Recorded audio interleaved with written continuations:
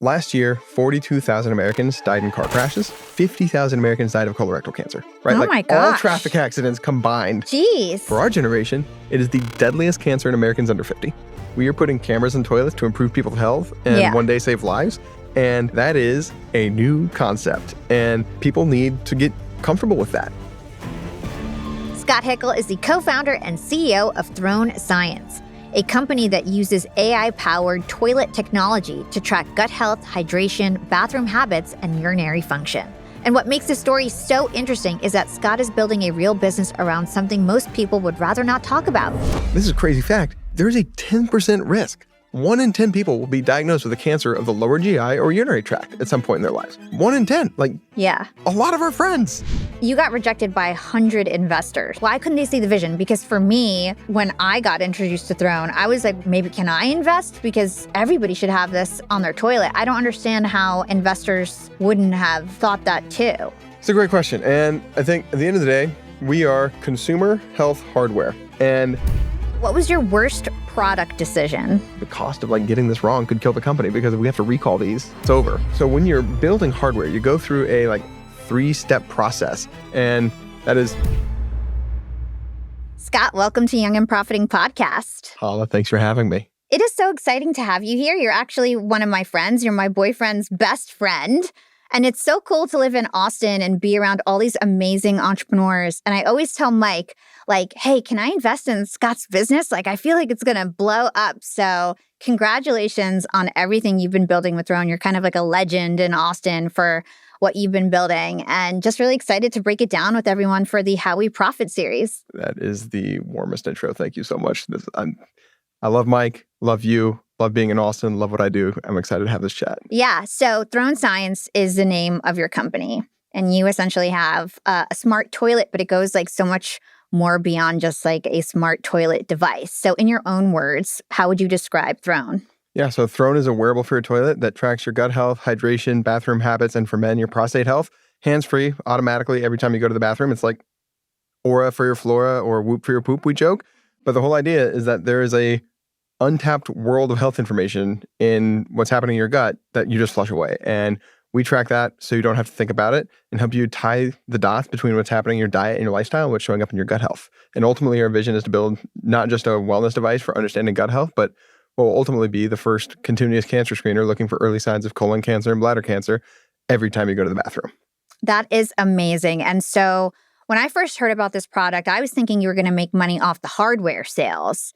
But then actually, my boyfriend Mike has a Throne device, and he's talking about how he's looking at his app, and he's monitoring his progress. And it's actually a subscription model too, right? That's part of the plan? It's the Aura model. So we charge for both the hardware and the subscription. One of the unique things about our product compared to other wearables is your Aura or your Apple Watch, you're going to be the only person wearing that device, right? It's a one-to-one relationship. Whereas with a Throne, it's a one-to-many relationship and a many-to-one relationship because you can have up to 6 members in a home using the same Throne. Oh. Or you can use multiple Thrones all to one account and it syncs up seamlessly. So everybody has 3-4 bathrooms when they have a house. Exactly. So we have 3 bathrooms at the office and I have 2 at home and they all have Thrones and it all goes to my account, whichever one I'm using. And so how does Throne work exactly? From my understanding, it's a camera and a microphone? Yeah. So can I take it out and walk through it? Okay. So basically, it's a little device that clips onto the side of your toilet. So, the water's down here. And this is a proximity sensor that determines when someone is standing or sitting in the toilet. And then it uses your phone's Bluetooth to know this is Scott versus Hala. And then once it identifies who's there, it turns on. And so this camera and microphone's pointing down into the toilet bowl. So it records everything happening inside the toilet. You leave, it turns itself off. And then you walk away and you get a push notification a few minutes later with basically a report card that tells you, here's how hydrated you were, here's what your gut health looked like, and most importantly, it allows you to see the trends over time because your gut is super responsive to changes in diet and lifestyle. For me, it's stress. Yeah. And it's frictionless. You go to the bathroom with your phone already, right? Yeah, Most of us, most of the time. And so the whole idea is that is how we identify you so it stays off for guests. If you have members of your home that don't want it on, it just stays off for them. So it's really an elegant solution to tracking gut health for people who want to understand their digestive health better or their hydration better for any number of reasons. Yeah, and I know a lot of these microbiome tests are really popular now. you go and you send in your stool or you send in your saliva and you get all this information. But this actually allows you to track a really important part of your health on a daily basis, right? That's exactly right. So the whole idea is it's hands-free, automatic every time you go instead of a point-in-time test. So like I like to think of Throne as we are to a microbiome test what like your wearable device is to like a blood draw or like from Function or, any of the other big blood draw companies, in the sense that like with your Whoop or your Aura or your Apple Watch, you are getting, 15 to 20 biomarkers every single day. Same with Throne. And then when you want to dive deeper, you can go get a microbiome test or a blood test that'll get you 120 biomarkers, but like that's a one-time point-in-time test and you have to pay for the next one a year later. Yeah. So what can Throne measure today? And what do you hope it measures like in the near future? That's a great question. So 4 categories today. Gut health. So like when you think about it, take a step back. What does gut health mean? It's patterns, right? If you're having regular healthy bowel movements, that's good gut health. Yep. Anything outside of that, too loose, too firm is not good, constipated or diuretic. And those are defined by patterns. Like you don't know how your gut health is just by looking at one sample. And that's, microbiome tests can tell you what's living in your stomach, but it doesn't tell you how your gut health is over time and how that's changing. So we look at stool frequency, stool consistency or form on the Bristol stool scale. We look at color, volume, buoyancy, which can tell you about fat content. And then the next big category is we look at your hydration. Yeah. So every time you go to the bathroom, we can measure your pee and look at the color and volume and the clarity of your pee. And that tells you about hydration or what's called estimated urine osmolality. And yeah. You become a real poop expert and a pee expert. I did not think that I would grow up to be this, but like 7-year-old me is stoked right now. And so then we look at what we call bathroom habits. So your timelines on the toilet. So the 2 most relevant there are the time to first evacuation is the technical term. Again, that is a proxy for constipation or urgency. And then the other big one is your total time you spend on the toilet is highly correlated to hemorrhoid risk. And so we can send you a push notification and say, hey, stop doom scrolling. And then the last big category is for men, and you were asking about the microphone earlier, when you pee standing up as a man, because it has to go straight into the middle of the water, we can turn the acoustics of that pee stream into what's called a urinary flow rate curve. And that flow rate curve is the most important marker for prostate health. And that is a men's health metric. Only men have prostates. So it kind of works out that the science and the physics of it all meshes together. But, something like 50% of men by age 50 and 80% of men by age 70 have enlarged prostates that make it harder to pee. And this is a great way of measuring that. Wow, that's so interesting. So it can already do so much. And I know colorectal cancer is something that you feel really passionate about and cancer in general. So how do you imagine something like Throne helping with cancer detection? And so that's our ultimate mission as a company, is to build the smoke detector for colon cancer, bladder cancer, basically any cancer of the lower GI or urinary tract whose earliest manifestation is microscopic blood in your waste. So let me take a step back and just share some of the numbers because it's actually mind-blowing. So last year, 42,000 Americans died in car crashes. 50,000 Americans died of colorectal cancer, right? Oh my gosh. All traffic accidents combined. Jeez. And still like 20% more. And that's just in America. And that's just in the United States. Around 900,000 people globally died of colon cancer last year. And it is the only cancer in the United States whose incidence is rising. The only one. Every other cancer is on the decline except for colorectal cancer. It is now, it used to be for like our parents' generation, they thought of it as like an old person's disease, right? For our generation, it is the deadliest cancer in Americans under 50. And the crazy pernicious shape of this disease is that on average, it takes 7 to 10 years before what's called a precancerous polyp, like a little wart on the inside of your colon. Yeah. It takes 7 to 10 years before that becomes a malignant tumor that's actually a cancer. And so it's like very preventative. Exactly. And like if you got a colonoscopy every year and they looked for those warts on the inside of your colon, you would never get colorectal cancer. The only reason people die of cancer, and by the way, 1 in 3 people diagnosed with colon cancer dies from it because we wait too long. It's too late of a stage. Exactly. Right? Like the earliest way that people can identify colorectal cancer is by looking for what's called fecal occult blood. So that's microscopic blood. That's the occult part. It's invisible to the naked eye in your stool. And we are building a future version of this device. And our mission is to build a version of this device that is looking for that fecal occult blood and able to identify the patterns of bleeding in your stool, because there's so many things that can cause blood in your stool, right? Like hemorrhoids. Yeah, hemorrhoids, fissures, fistulas, ulcers, viral infections, like, got food poisoning or like drank too much alcohol. There's so many things, but like the important thing is looking at the pattern over the course of months. Mm-hmm. If you can look at a pattern over the 3-6 months and see that it's increasing, day over day, week over week, yep. that is totally different than something that's like, comes and it goes. And that is definitely worth throwing up a yellow flag. And so that's ultimately where this is headed, is like, I believe that product belongs in every toilet in the world.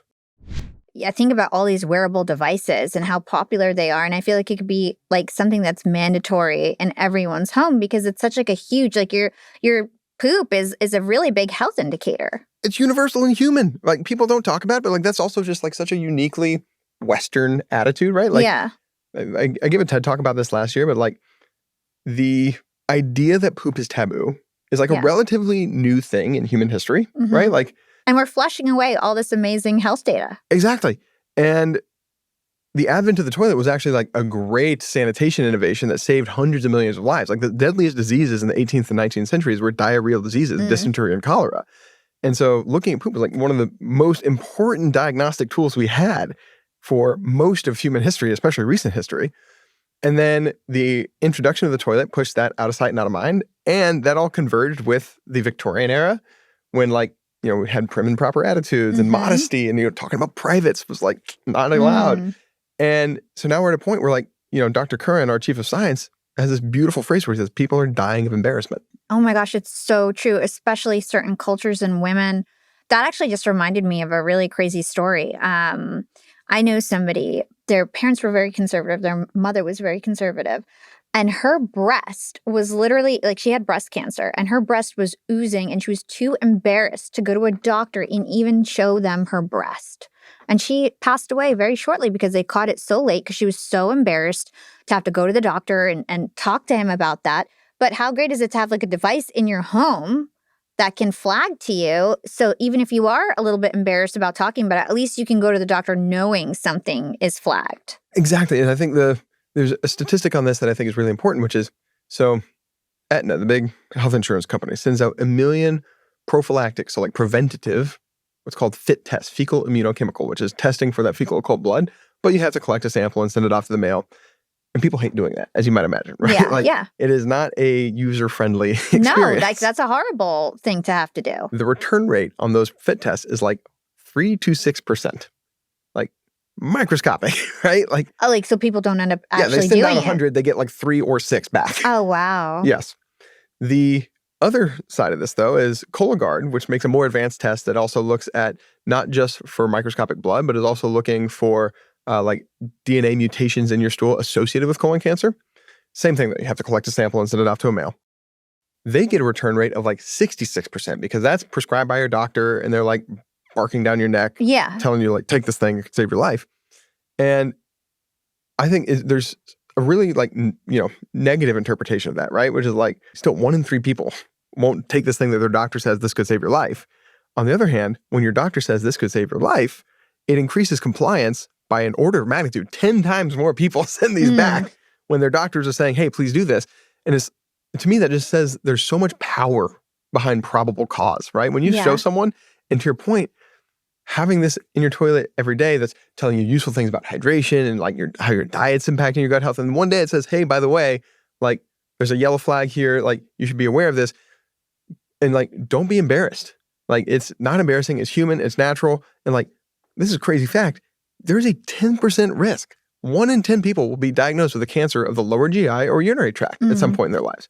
Like 1 in 10, like a lot of our friends. That's really sad. It's sad, but it's also like it's universal and it's human and it's random.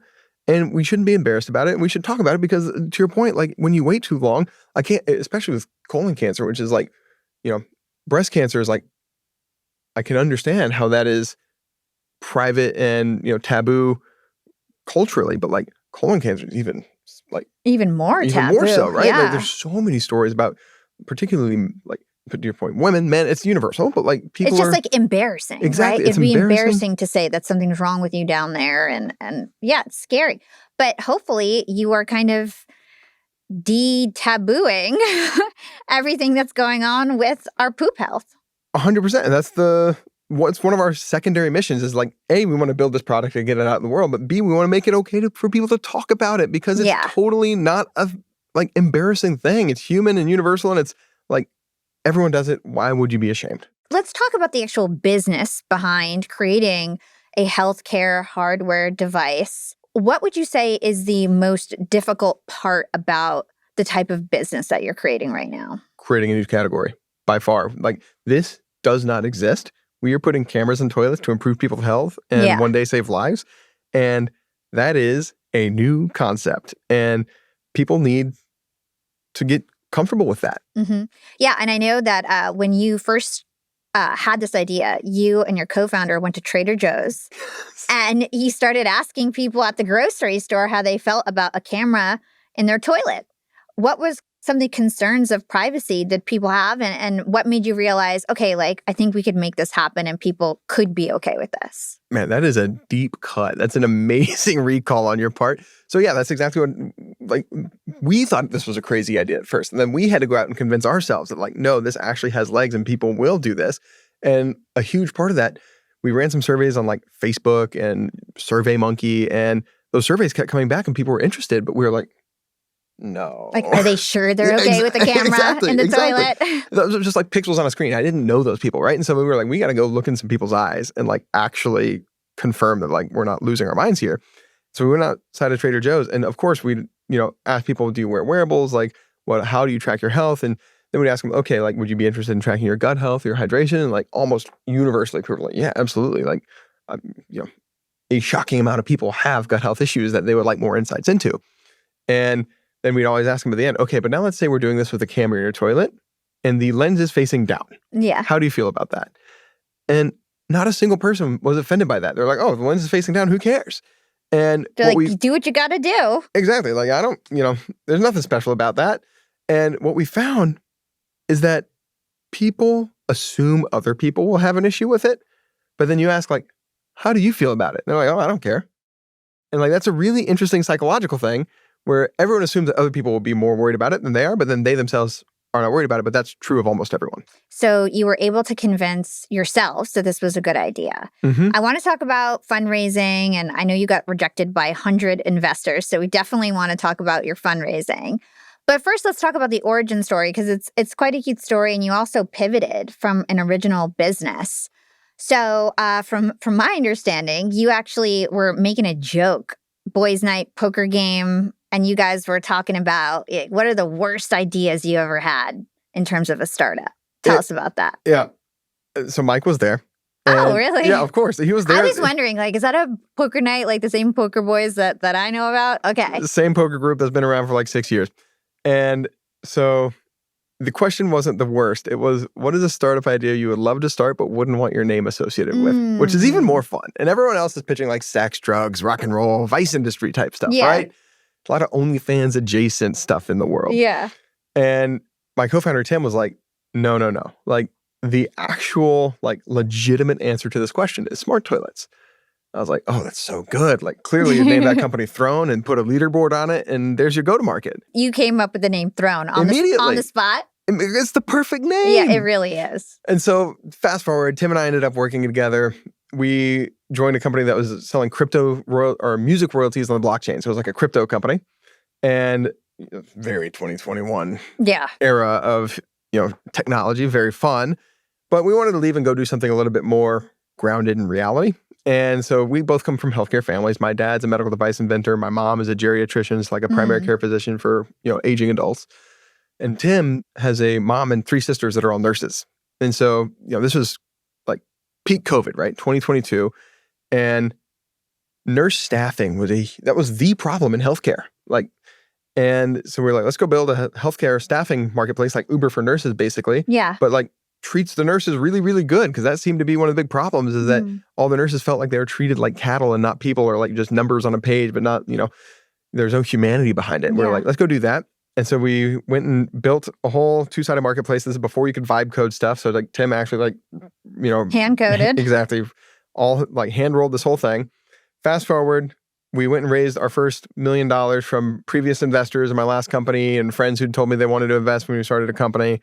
That was quick. And then we tried to launch that company And like this was, now early 2023 and COVID was ending and the nurse staffing crisis was ending with it. And that was just like 6 weeks into you creating this business, right? It was totally. just 6 weeks. Well, we had one facility, so we got like 90 nurses to sign up in like 2 months, just under 2 months. Okay. And that was amazing. Our nurse recruiter was a killer. And then the actual like sales of getting facilities to sign up for the platform, they'd been burned by so many temp staffing agencies over the past 3 years. It was a very cutthroat business. Yeah. And most importantly, as COVID was ending, the like burning need for like all hands on deck was kind of going away and people were moving back into like full-time roles. And so one of these facilities that we had under contract was like, oh my God, we just made our first full-time hire for the first time in 2.5 years. And I was like, you raised money. You were telling everybody about this idea. It takes a lot of like, I guess, confidence, courage to be like, I was wrong. Here's your money back. Like, we're not doing this anymore. Did you feel like embarrassment or I mean, it's actually really smart that you pivoted. But some people wait way too long. So like, how did you know like, okay, I'm pulling the plug, I'm moving forward, I'm doing something different? So I think about this a lot. If we had started the nurse staffing business 6 months beforehand and gotten just like a little bit of traction. You would have been stuck in that business. It would have killed my soul. Yeah, you would have been, and you probably would have stayed in it for like years, like chasing the initial rush. Exactly. So it's just like the fact that in hindsight, the fact that it wasn't meant to be and the timing of it all is just like the biggest blessing. And like, this is so clearly what I was put on this planet to do. This is my passion. And I stumbled backwards into it just by pure luck, right? Yeah. So you guys had this joke at the poker night. And then 2 years later, it came full circle when you went and tried to go get, basically you were telling your investors, like, we're not doing this nursing idea anymore. And it just happened organically. Tell us that story. I had to go back to all my investors and say, hey, this nurse staffing thing's not going to make. We're going to spend the next couple months, we let go of the whole team. We're spending 2 months figuring out what comes next. And if we can't figure something out by the end of summer, we're just going to give you your money back. And we had like a whole list of 30 ideas.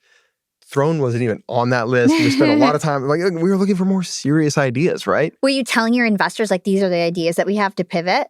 No, we just told them like, we know this is not the right idea. We have a list of, a bunch of ideas. We're going to spend some time exploring all these. And if we can find the right one, great, we're going to go do it. And if not, we'll give you your money back. Got it. Okay. But like, and everybody was, we had one investor ask for their money back and that was like painful, but okay, fair enough. We had everybody else was like, let us know what you're chasing next. They probably trusted you more because we're like, these guys are not afraid of, going back on their word, learning something new. They probably liked you more. So 2 good stories came out of this. One is one investor offered to host us at his ranch in California. He was like, come out to California, let's spend some time brainstorming. So we booked our flights. By the time we got out there, like a week and a half later, we'd kind of just like decided Throne might be the thing. And we hadn't committed to it yet. We hadn't gone to Trader Joe's, but we had this idea of like, wait, the smart toilet thing might actually be good. And he like sits us down. He's like, I hate hardware, but if you think this is the right thing, I got your back. And he's invested more since then. And he and his wife are just like some of our biggest supporters. Were early beta users, which has been just amazing. Like, and then another investor came back and he was like, I have been waiting to invest in smart toilet companies for my whole career. I just haven't found the right one, but like, please go build that thing. And it turns out like another nurse staffing platform, there's a dime a dozen of those, but like a legitimate smart toilet platform that can promise to improve health and save the lives of millions of people is like a much bigger mission. And like my biggest learning in all of this is the size of the mission is directly proportional to the quality of the people you're able to attract to the team. It's so true because I get to meet like really successful billionaires pretty much every week at this point. And they all really care about improving humanity. Like, and they're all super mission driven, where like they have this huge ambitious goal. And very rarely do I meet somebody who's very successful that doesn't actually want to help people. And like their goal is like to make money. It's like money is the after effect of everything that they're doing. Totally. And like, but I have reoriented around this mission. Like it's something I hold so sacred. And if it works, inevitably this will make money. But like, we are here in service of a larger mission that is, there are, tens of millions of people with chronic digestive diseases and tens of millions of people with chronic urinary tract conditions and like a life-saving mission for cancer prevention. Like that is the type of thing that people can rally around. So you pivoted. Yeah. What's your advice to all the young and profiters tuning in who may have raised money or they bootstrapped a company and it's been, a year or so and they haven't gotten traction? What is your advice about pivoting, whether to pivot or stick through it? For us, we pivoted. I think in general, my advice is life is too short to spin your wheels. If it's not working, go find something that's going to work. There's zero shame. Like the whole beauty of America is that we get second chances and third chances and fourth chances and fifth chances. I have started so many businesses and this is finally the one that stuck. Go do that. I agree. It's like once you find something that actually has traction, like for me, I have Yap Media. It's been easy since day one. I had I had a blog site that I couldn't monetize and I had an event business that I barely made money and I had too many employees.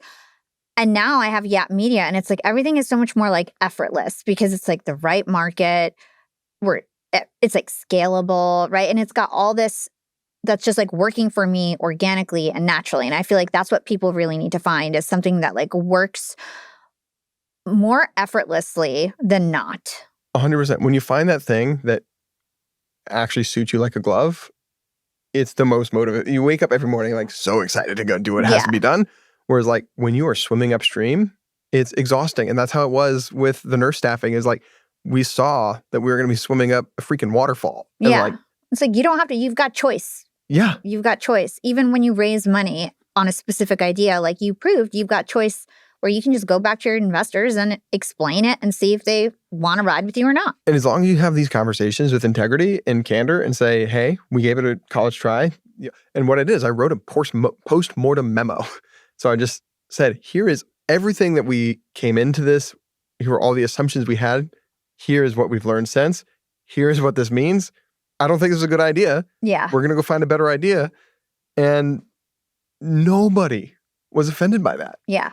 So you raised $4 million or a little bit over $4 million in your first round for Throne. That was our seed round. That was your seed round. Yeah, so I'm not a VC backed company, so I don't know what round is what, but you tell us. So we raised a $1.2 million pre-seed. Okay. That was Pineway, the nurse staffing. And then we pivoted to Throne immediately. Okay. And then we raised $500,000 and $250,000. We were raising on safes, right? Which are these convertible notes. Basically, it's a very quick and easy way for investors to invest in the company without you having to involve too many lawyers. And it's, instead of it taking... What is that called? It's called a safe. It's a safe. It's a simple agreement for future equity. And there's a standard template on Y Combinator's website that everybody in technology uses. Okay. And so you can go to an investor and they say, yes, I will put in, $250,000 on a $10 million cap. Okay. And it's quick and easy and you get the money the next week or the next day. So we raised $750,000 on safes. And then we went out to raise our proper seed round.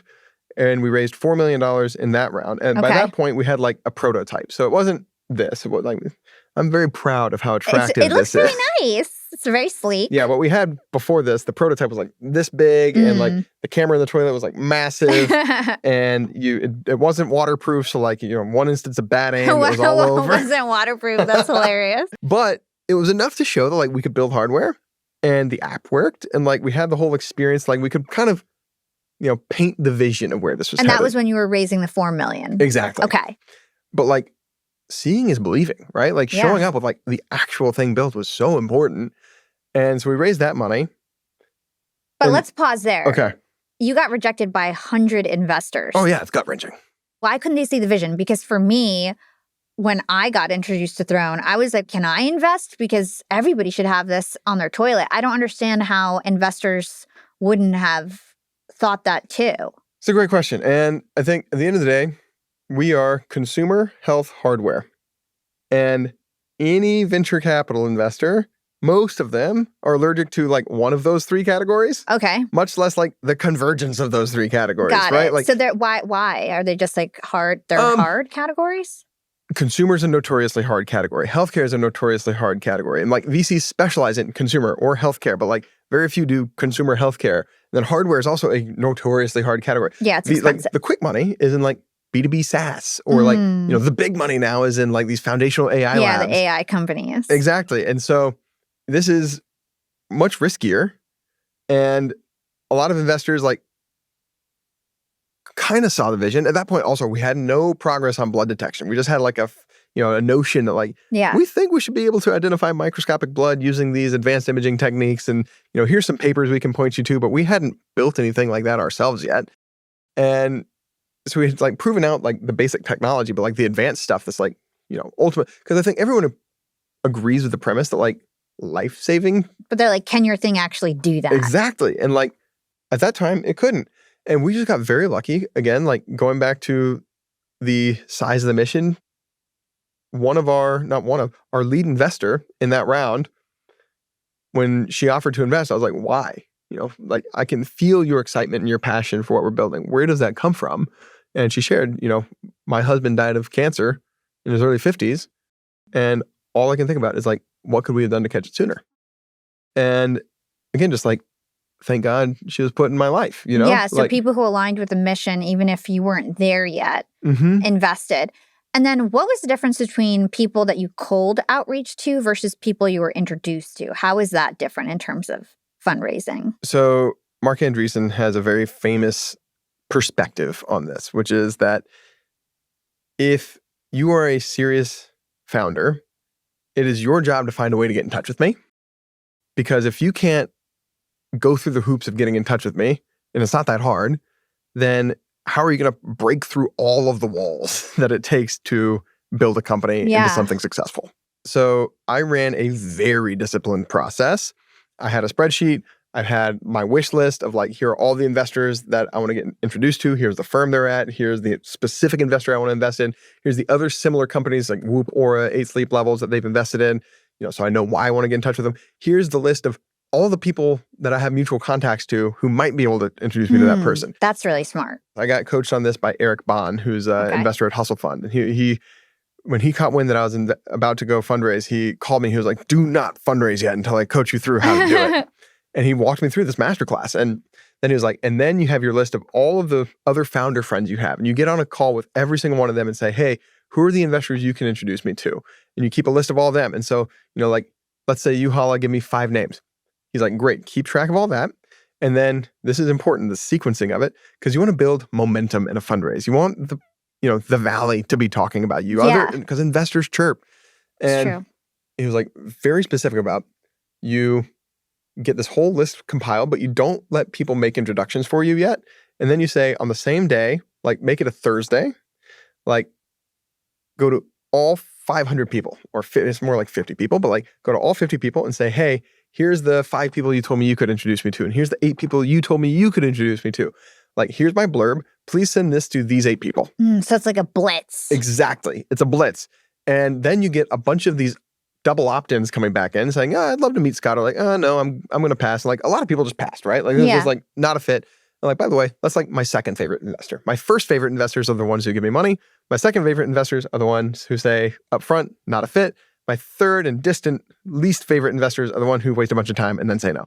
So you blitz everyone, and then you get all these returns coming in and you schedule them so that you have like, your tier 2 investors are the first calls you take, so you can like warm up your pitch.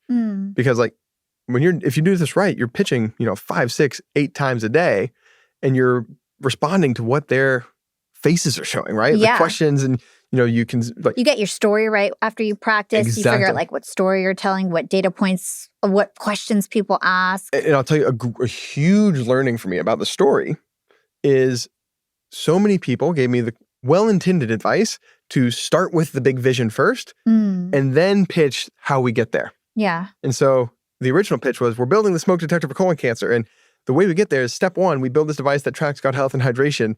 And what I found after pitching that 80 times is that when you pitch, here's the $10 billion thing, and here is, the step-by-step process for how to get there. Gen 1 is not a medical device. This is a health and wellness device. People are like, well, why don't you go straight for that?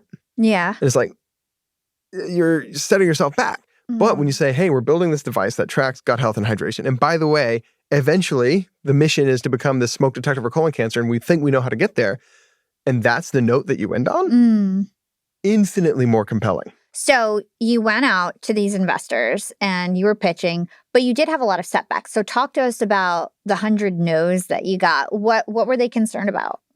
Privacy. People didn't believe that there was a market for this device. People didn't think it was technically feasible to do a smoke detector for colon cancer that could look for fecal occult blood or microhematuria. People, worry about the ick factor. Like, there's so many reasons someone says no. Mm-hmm. And at the end of the day, like, it doesn't really matter to you as a founder, like why they said no. Just take the no and move on. I will say the hard part about fundraising is like, it is emotionally gutting. Just like any sales job, right? Exactly. And like the only thing I can compare to if you've never worked in sales or like done a fundraise is like dating. But the difference is like, if you're dating really actively, it's like 1, maybe 2 dates a week and you get rejected from those. Like this is like 8 a day. And like you're so emotionally invested in this because it's your baby. Yeah. And like to your point, someone says, no thanks. And then you have to jump on the next call. Like, all right, let me tell you why this is the greatest thing ever. It is such a emotional roller coaster. It's really hard to describe. But now you've got an amazing leadership team. You've got somebody from Whoop on your executive team. How did that change the perception of everything that you're doing? My co-founder and chief product officer is the former co-founder and chief technology officer from Whoop. Oh, wow. I didn't realize he was the co-founder of Yeah, Whoop. so John Capodilupo dropped out of Harvard his sophomore year to go found Whoop. He built that from 2012 to 2022. He left after a decade, and he is now my co-founder and chief product officer. He, along the way of building Whoop, was diagnosed with pancolitis, which is the worst form you can have of ulcerative colitis, a form of inflammatory bowel disease. Mm. And so he's very passionate about gut health and continuous health tracking. Perfect. Which is like, yeah, there's... Couldn't be a better fit. I literally don't think there's a more perfect person on the face of the planet for what we're doing than John. That's amazing. And so he joined us originally as an angel investor, and then we made him an advisor. And then I added him to our Slack group, and he was like in every conversation, like could not help himself. Yeah. I was like, John, you're going to come join us full time? And he was like, I think I'm good. And then a few months later, he was like, yeah, I think I should come join you guys full time. That's amazing. I'm so happy for you. It's so great when you have like a leadership team that you just feel like so locked in with. Let's talk about the marketing. So you guys are officially launched. You launched in March. Yes, March 10th. You took it to the Consumer Electronics Show. Yeah, so CES was in January. We were there with some preview devices. We didn't actually have like devices rolling off the assembly line until the beginning of March, and that's when we were able to ship them. CES was an amazing experience. 500 people a day coming by the booth, talking to you. Like, there's a lot of amazing innovation happening in the world of consumer electronics. Did that make it feel real for you, that moment? Because I remember seeing images and stuff, and it was just like, oh, wow, like, this is really a thing. Did it feel like a real, like, turning point for you? When you talk to, like, literally probably, me personally, 130, 150 people a day, and you see the switch flip in their minds where they come in skeptical about like, what is this thing on the toilet with the flowers in it? Because we put the flowers in it because people come and talk to you and they're like, what are you doing with the flowers in the toilet? But then you say, hey, like, no, this is actually to help you connect the dots between your diet, your lifestyle, what's happening in your gut health. People think about it and they go, oh, wow, like either I need that or I know someone who needs that. How did you generate interest for Throne? Like, what are your marketing strategies right now? What has not worked and what is working? Great question. So definitely by far the best thing that works for us is referrals. Like word of mouth. Word of mouth is the number one thing. People use the device. Like it's a very sticky product. People like, there's this ratio called Dow Mao, which is like of your people who use the product in the last month, how many have used it in the last day? Mm. And on average, we're like 0.6, which is phenomenal. So you're like, you build habits. Exactly. It's very habit forming because it's frictionless, right? And like people use the product on average 4 or 5 times a day, and they check the app every time they go because like you want to see what's my hydration score. Yeah. And like, you wake up dehydrated, you get better hydration scores at 11 a.m. and you love to see your scores move up and to the right. Who doesn't love up and to the right progress, right? Gamifying it. Referrals is a big mover for us. The other big one is we've gotten a lot of press and we've had some viral moments on like TikTok and Instagram. Those have been great for us. What hasn't worked for us is like paid meta marketing. And that's like just paid ads. Paid ads, exactly. So paying for TikTok and Instagram Reels doesn't work nearly as well because if a influencer who you gave a free device to posts about it, or a journalist who you already trust posts about it, like That's a totally different thing than a brand that you maybe have never heard of, putting an ad on your feed, and you're like, this is interesting. What's the thing on the toilet? But, you're just, we can show you the statistics. Most people watch like 6 seconds of a 30-second reel. Yeah. And so they just really have only the faintest glimpse of what we're actually doing. And there's so many legitimate questions people have that aren't answered by the time they get to our website. And so what we're doing now, going back to like what our marketing is, what's working, is we're building a long-form content engine because we know that's how you build a category. And this is a brand new category. One of the best examples of this is a company called Levels that was the first to put continuous glucose monitors, those like sticky patches on those like circle little. Exactly. I see them everywhere. Yes. So Levels was the first company to put those on non-diabetics, and like half the Levels team is here in Austin. And so I'm good friends with their former head of growth, who now is our VP of growth. Oh, cool. Look at you building that rock star team. Again, like it's this big mission attracts great people. And Levels grew their YouTube to like 330,000 subscribers in an average watch time of 15 minutes. And you think about like, that's a ton of great attention and great traffic that when someone goes from that YouTube page to Levels, they know infinitely more about what that company is, what the product is, what they're about, than if they'd come to them through a paid ad. So you're really just witnessing that your consumers need to be educated. They need to have like a real reason, because it's not cheap, right? It's like $400. Exactly. This is not an impulse buy. So it's like, it's not an impulse buy. You've got to really help them understand like why they need this and educate them. And you've been feeling like the long form content is what's pushing the needle. How about influencers that they already trust? Has that been working? Yeah. So our chief of science is Dr. Curran, who has like the biggest following of any GI doctor on the internet. And when he posts, we see huge spikes in our traffic. Like, I don't know if you've watched his content. He's just a gifted speaker about health issues.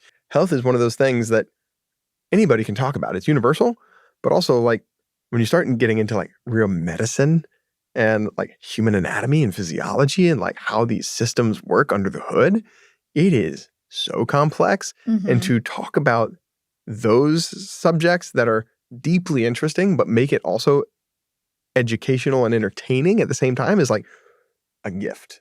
Influencers can, when they're really trusted, they reduce the time to buy, right? Or like the thought or the risk associated with spending $400 on something because you trust that influencer so much. A good idea for you would be whitelisted ads. So do you know about this? Oh, yeah. So that's something that we know we're going to experiment with. We're redoing the website right now and doing all our lifecycle marketing so that when we start spending on ads again, we are doing more efficient capture on the back end of it. But yes, whitelist is high on my to-do list. So basically, this is like something that I've noticed is becoming way more popular because I'm in the influencer marketing space, right? I have a podcast network. I grow and monetize like 45 shows.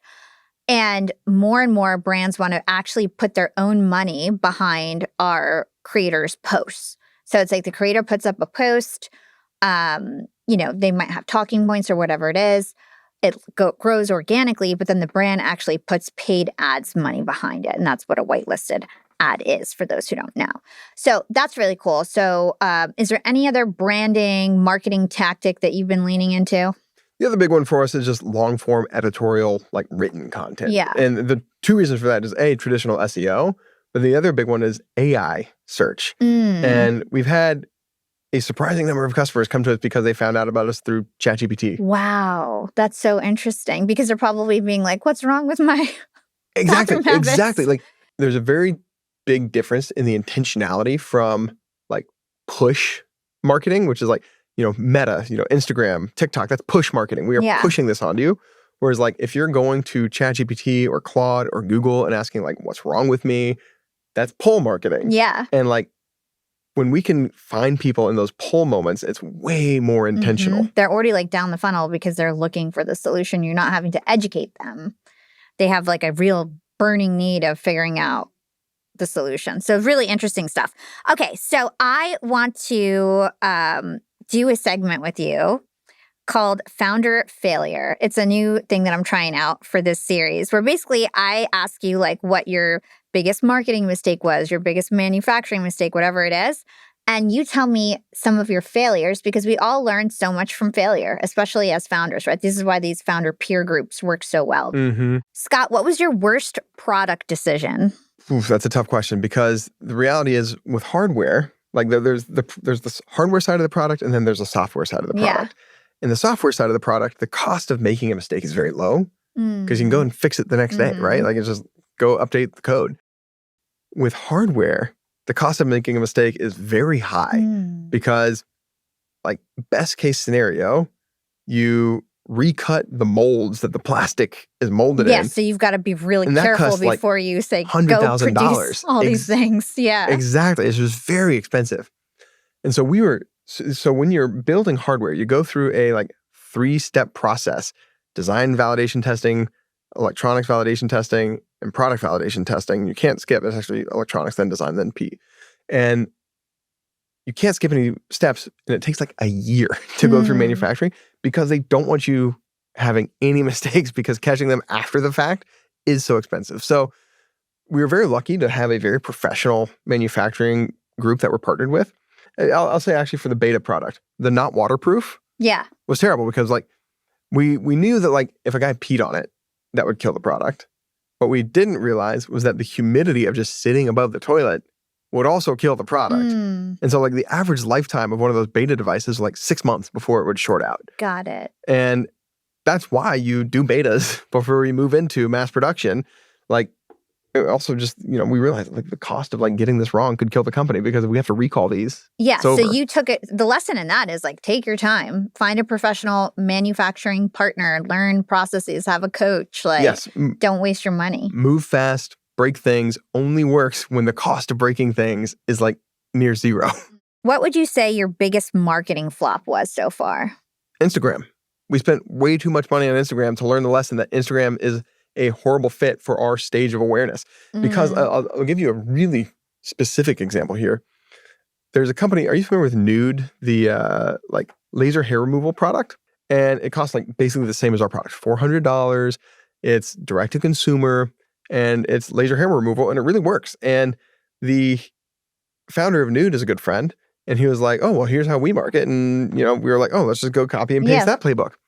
Because on paper, we look very similar. It's a white device, roughly this size. Yep. $400. We're, similar audience. We're let's just go do what they do. And what we realized, after 2 months and, losing $100,000 is that, wait a second, laser hair removal has been around for 2 decades. It's not a new category. Exactly. And all you need to see is a before and after, and you're oh, I get what this is about. And and women spend a lot on beauty. They're happy to shell out $400 because going to a medical place to do it is $400 a session. Exactly. And so the whole idea is there's this pre-existing awareness. There's this framework called stage of awareness where people are unaware, and then they're problem aware, and then they're solution aware, and then they're product aware, or they're brand aware, and they know about you. And then all they need at that last stage when they're most aware is just a nudge, right? What's the deal? What's the hook that's going to get me in? And for laser hair removal, anybody in the market for laser hair removal, hey, everyone's aware of that market. Yeah. And then if you're in the market, you're probably aware of the leading brands. You probably know there's at-home laser hair removal. And now you're just waiting for that sale. You're to your point, I'm going to spend $400 on this anyway. Next time there's a $50 coupon, I'm in. Yeah. Totally different marketing challenge than ours. And that was an expensive mistake. What is the most unexpected thing that happened so far in your journey creating Throne? I have been amazed at the deeply intimate conversations that I've gotten to be a part of too, because of the health implications of what we're building, right? There's so many people with inflammatory bowel disease, Crohn's and ulcerative colitis, or IBS. And when they find out I'm building a gut health tracker, they start talking to me like I am their doctor. And they'll share their most intimate, and they'll tell me things they're I don't talk to anyone about this, but because you're so in this area, I'll tell you. And it's there's an NPR podcast episode on Invisibilia called Poop Friends. And the whole podcast just talks about how your most innermost circle of friends are the people you can talk about your poop with. And what I found, I didn't plan for this, but I get to be strangers' poop friend. And there's something deeply special about that. Yeah. ironic as it sounds, like people, because like think about someone who has IBD. Like one woman stopped me at a conference and she was like, I wish I'd had this product when I was going through my gut health journey, because there were days my doctor told me to keep a stool log, which is humiliating. And I would like go 40, 50 times a day. And I knew exactly how many tiles were on my bathroom floor because that's how much time I was spending in the bathroom. And to have something that would track all that for me so I didn't have to would have been like, spared me so much humiliation. And like, for her to open up to me and she was like, can I give you a hug? Like, I'm so excited this exists. And like, yeah, that's incredible. Like, yeah, it's just like been such a beautiful window into humanity and like some of the most intimate parts of humanity. I don't know. It's very special. Okay. What was the most unexpected financial thing that you encountered? Probably every founder you talk to will share this, and you even kind of alluded to it earlier, having a team that was too big. But like the number one thing that eats away at your balance sheet is headcount. And like they say, hire slow, fire fast. Yeah. And that is just actually great advice. It is. And we have been very careful to be very lean. And that has saved us. Like we would not have survived. Think about like we pivoted in 2023 and launched our product in 2026. Yeah, 2 years or so. Yeah, 2.5 years of being like heads down in the trenches without a product. And like for most of that time, the team was 4 people. And now how big is the team? 9 people. So you've been really conservative about hiring. Incredibly. And it's because, and actually another surprising financial reality is that when you find experts, they are cheaper and work faster. Yeah, they're worth like 3 or 4 people. For example, for us, for like the specific types of engineering we needed for this, like optical engineering, we got burned by 2 product development firms that like, I hate them. They market to you and they like, their biz dev guys sell you on like, oh, like we've got this crack team of like A players. And then they end up staffing you with like C players who are literally learning how to code on the job. So it's like a bait and switch. Exactly. And that happened to us twice.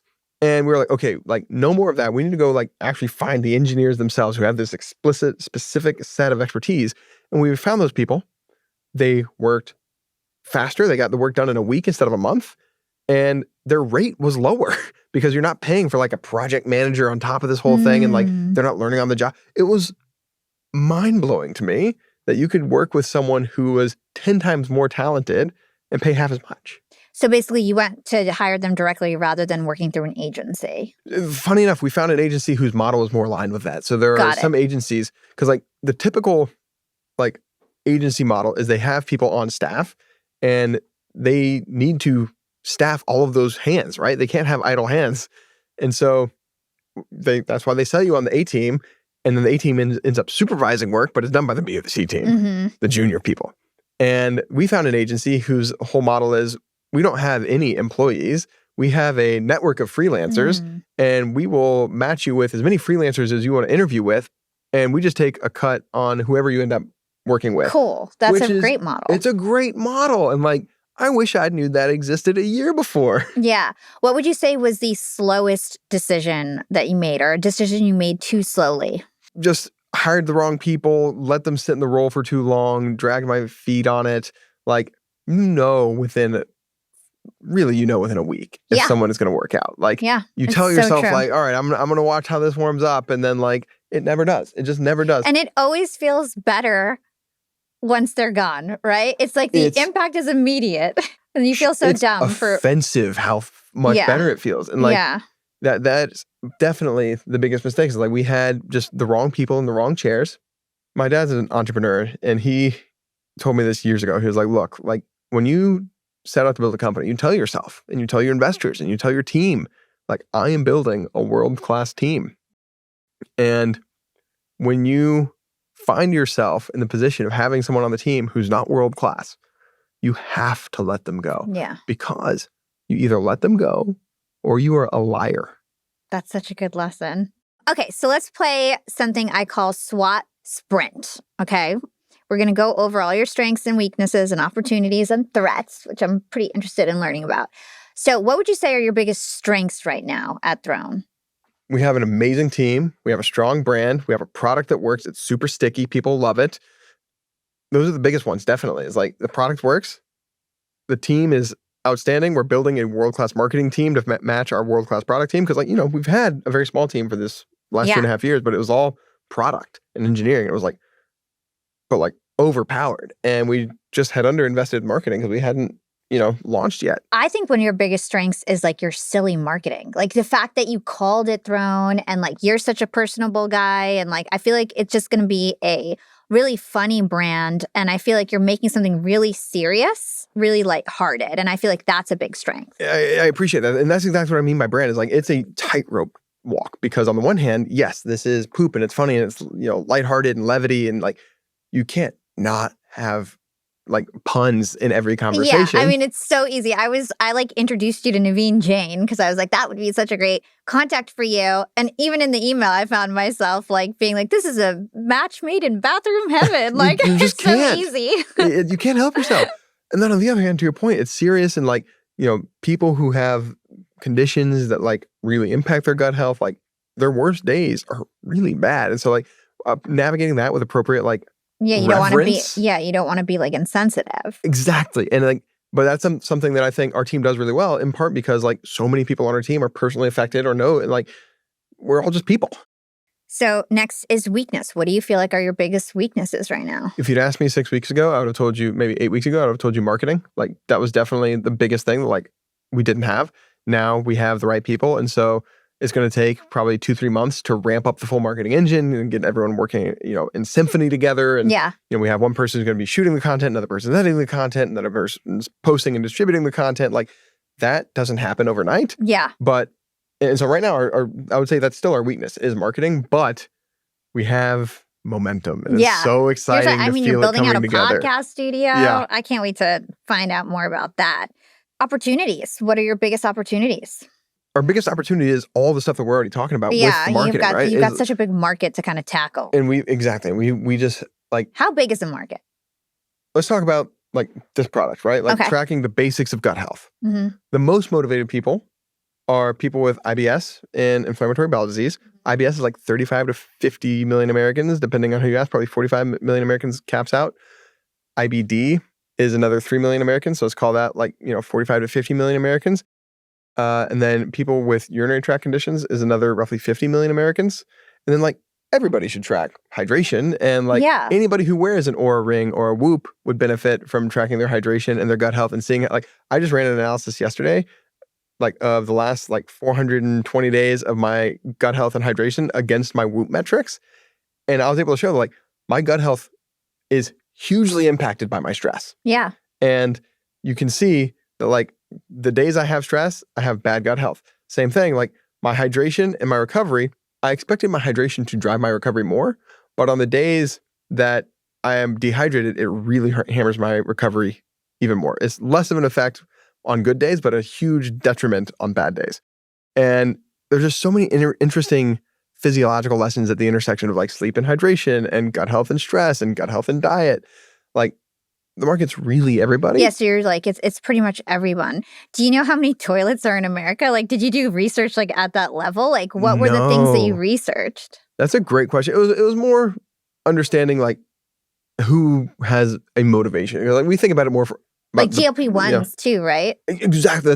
That's a huge one. Like so many, candidly, a lot of our investors have told us like, oh, I've tried GLP-1s and like I am getting wrecked by the digestive side effects. And it's interesting. GLP-1s like will change people's digestive in both constipation and diarrhea. It can like tip you in either direction. Yeah. And so like I think that's a huge market for like us. Medication, what is that called? Like medication effects, like side effects. Yeah, side effects. Yeah. And so that's a huge opportunity for us. So there's like everybody has episodes of bad gut health in their life. And at the end of the day, I don't think you should drive your life based on what your wearables are telling you, right? Like that's a common critique of wearables is people say like, oh, you shouldn't live your life based on what your recovery score is or your sleep score was. And I agree, right? Like, but it is nice to have check engine lights on your car that tell you like, hey, this might be worth looking into and just raising things to your awareness that like you wouldn't think about because you couldn't feel it. Okay, let's move on to threats. Talk to us about the competition. What is threatening to you?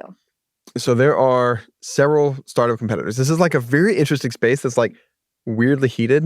Were you like the first one and then people followed? So we came up with this idea all on our own.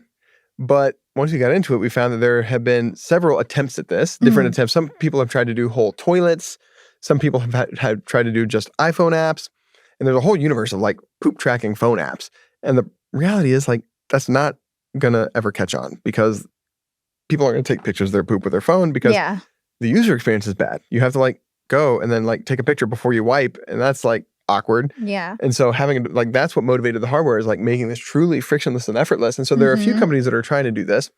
Our biggest competitor is Kohler.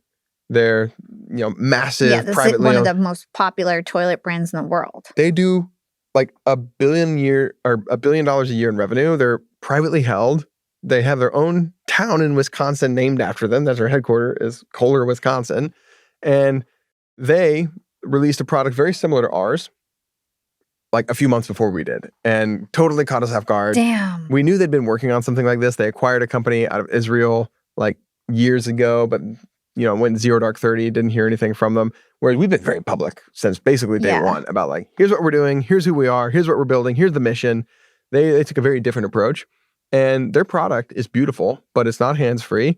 It's not effortless. It has like a 1-week battery life, which means you have to charge it every week. That's a lot of maintenance for your toilet. That's a lot of maintenance. Yours is once every 30 days, right? That's what we advertise. In practice, we find the average battery life is 56 days. Oh, cool. Which is like 6 charges a year. That's awesome. Yeah.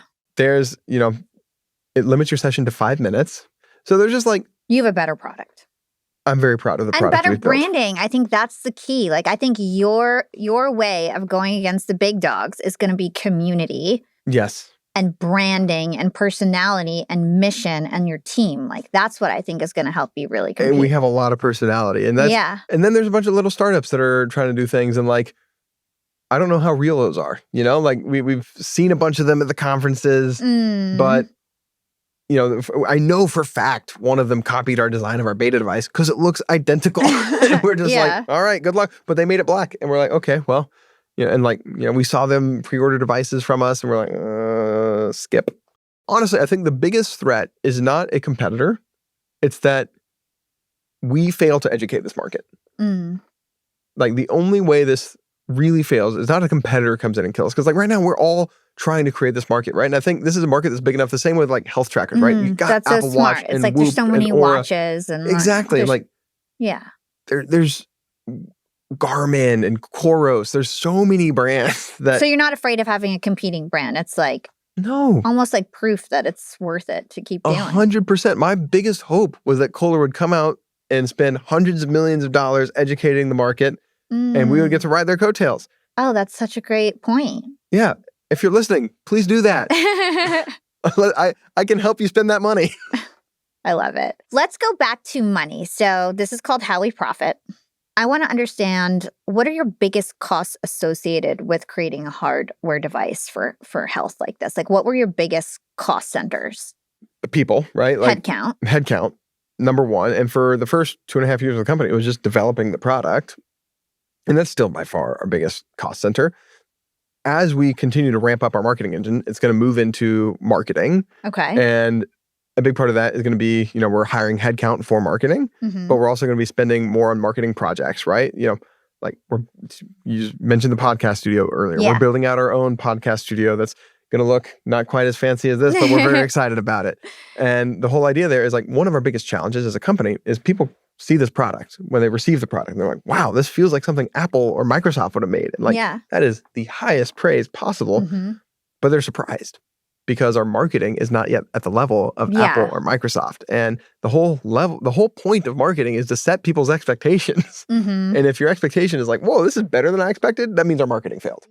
And so we have to level up and spend more on marketing. So we're redoing the website, redoing all of our email flows. Like literally the last thing I saw in my car before I came out here, I got a text and it was screenshots of our new emails. And this like, oh, that's why you spend money on marketing. Marketing makes everything easier. It just elevates you in such a real way. And like for something especially at your price point, right? Not that it's so expensive, but it's not cheap. So it needs to seem like premium. Yes. And like I say this all the time, like the consumer is used to buying Apple. Yeah. You know, like if you're spending $400, it better feel like it's worth $400. Yeah. It's got to have some weight to it. Yeah. So would you tell us how much it costs to make? Yeah, it costs us about $130 to make. And then you're selling it for about $400. Yeah, so it's about a 70% gross margin on the hardware itself, and then we charge a $6 a month membership. And you're doing annual memberships too? Yes, I think that's $70 a year or $6 a month. Okay. What do you think is going to make more money in the long term? Like the hardware device or the subscriptions? That is a great... ultimately, it's going to be the hardware device for us, right? Yeah, because people will buy multiple hardware devices in their house. We'll upgrade. In the future, we'll do upgrades. Like so many people, like I have an Oura Ring on, and so many Oura customers get the next Oura Ring just because they love Oura Ring and they want the latest and greatest. Yeah. That's so true. So it's like it's going to be like the iPhone. You're going to get a new one every 3 years or something. Exactly. And we're going to add new sensors to this. We'll eventually do like things like, we've talked about adding gas detection. We're going to do the, one day we'll have multispectral imaging that'll be able to do, blood detection. Like, those are going to be real innovations. Yeah. And like, I'm so excited about those. I love this. I feel like we've had such a great conversation. I'd love to talk about how somebody else, of course, I don't want anybody competing with Throne, and I think there's enough competition in the space, but somebody else who has a mission-based company that is like a hardware-based device, how could they copy you? Like, what are the first steps that they should take? The first thing you should do is just reach out to me. I'm Scott at thronescience.com, and I'm happy to hear about your idea and help you however I can. I think the first step you should take is make a prototype. Our first prototype was a Raspberry Pi, which is like a cheap $40 hobbyist computer. Okay. In a Tupperware jar, like a little bucket that we would tape on top of people's toilets, and it had one button on it, and it was record, and you would have to push it again to turn it off, and there was a little light that blinked when it was on, and we plugged a little webcam, like with a 3D printed enclosure, so we could Who made it? Us. You and your co-founder. Me and my co-founder, Tim. That had to have influence from your dad, who was like a medical device inventor. Like, I feel like that's not normal to want to actually create the prototype yourself. I mean, so I knew the process from my dad. I've watched him, be a medical device inventor since I was that tall. Yeah. But we just had this deep intuitive sense that we have to see this work. We have to actually understand how people interact with this product, even if it's a inferior version of the product. Fun fact, the first time I pitched that this would be hands-free was on an investor call. And Tim pulled me aside afterwards. He was like, what do you mean it's going to be hands-free? We've never talked about that before. And I was like, oh, well, I'm pretty sure we can make it hands-free with these types of sensors and you can do Bluetooth. He was like, no. And of course, it's hands-free now. So build a prototype. Build a prototype. And in the healthcare space, what kind of things should they validate first? How can they determine whether it's something to actually go after? You decided that this was a new category you're going to invent. If somebody has some other healthcare device, what were some of the considerations that you had before you actually went full steam ahead? So we did 3 things that were really helpful. Number 1 is we ran meta ads at a landing page just to understand, could people sign up for an email list around this concept? Mm-hmm. And this was back in 2023 when landing pages you would make on Wix or Squarespace. It wasn't you couldn't vibe code a beautiful landing page. Yeah. It would be a very different experience now. So you could do this in 2 hours now. So go throw up a landing page, point some meta ads at it, and just see if people will sign up for less than $5 an email. Mm. The next thing you do is every single time somebody email or signs up for email, send them an email that says, hey, I'm blah, blah, blah. And here's, the product we're building. Why did you sign up for this? Open-ended question. What are you hoping to get out of this? Feedback, yeah. Exactly. And then engage in those conversations. And we have hundreds of those. And that was, I called it our wall of love because we heard from so many people all these different use cases that I was like, oh, wow, this is actually something the world wants. And that was a huge piece of it. And then the last piece is build the prototype and put it in people's hands and see how they interact with it. Yeah. Is your ultimate goal to sell this company? No, I want to run this company for the next 20 years of my life. My mission is to save 1 million lives personally. And the math on that is basically saving 50,000 lives a year over the course of 20 years adds up to 1 million lives. And I think if we scale this to the scale that it belongs, globally, you can't do that in the United States alone, right? 50,000 lives a year would be every single one with colon cancer. And roughly 100,000 lives a year when you include other cancers of the lower GI and urinary tract. But like, let's say we start saving lives in like 5 years, right? We get through FDA. We're like in a place where we can actually mark this as a life-saving device. Then we go global. Yeah. And like 900,000 deaths a year globally. And like, that'll probably be closer to 1 million by the time we're at that point. And let's say we can save, 10% of those. Like, that adds up fast. And so I think if I do my job right, I will get to be doing this for the next 15, 20, 30 years of my life. I hit that number and like... Then you're good. Yeah. I love that. What advice do you have for founders out there or wannabe founders who have a big idea? They might be creating a category, but, they're gearing up to actually start their journey. What is your best advice for them? So the best advice I have for other founders came from a different founder, and he told me entrepreneurship is a exercise in spiritual growth masquerading as a money-making opportunity. And I think about that at least every week, most days, just because there are really hard days and there are like strings of really hard days. And companies don't die because of competition. They don't die because of co-founder disputes. They die because you gave up on the company. Mm. Like, you can run out of money and find ways to make the company work again. And the only reason you give up on the company is because you're not there anymore. And like, when you're in a hole for 2.5 years building a product, like, it's really easy to have a bad day or two. And I learned somewhere in that time that the most important thing for the health of the company was for me to maintain my own health, both mentally, physically, because if I'm not healthy, then I will not show up and bring my A game to company building and being a leader. And when I show up and I'm healthy, happy, have good energy, positive, stoked about what we're doing, everything else follows.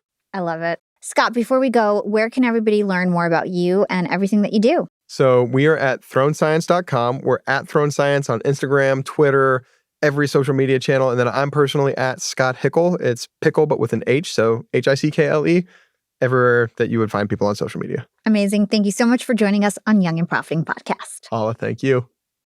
Well, yeah, fam, that's how Scott Hickle and Throne profit. And I just love this series because it opens up so many real-life lessons hidden inside every business story. I learned so much every episode. And today, Scott showed us that some of the biggest opportunities come from problems most people overlook, avoid, or feel too uncomfortable to talk about.